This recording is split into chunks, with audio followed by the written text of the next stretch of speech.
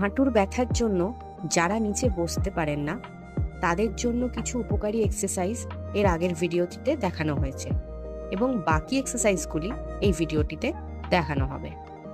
তাহলে চলুন এক্সারসাইজগুলি দেখে নেওয়া যাক। প্রথমে আপনারা একটি দেয়ালের সাপোর্ট নিয়ে নেবেন। তারপরে আপনাদের ডান পাটিকে ভাঁজ করে বুকের কাছে চেপে ধরবেন। কিছুক্ষণ হোল্ড করবেন, তারপর আস্তে আস্তে আবার নামিয়ে নেবেন। ঠিক একইভাবে আপনারা দু পায়ে সমানভাবে করে নেবেন। আপনারা ডান পাটিকে পেছনের দিকে লক করে ধরবেন, কিছুক্ষণ হোল্ড করবেন, তারপরে আবার আস্তে আস্তে নামিয়ে নেবেন।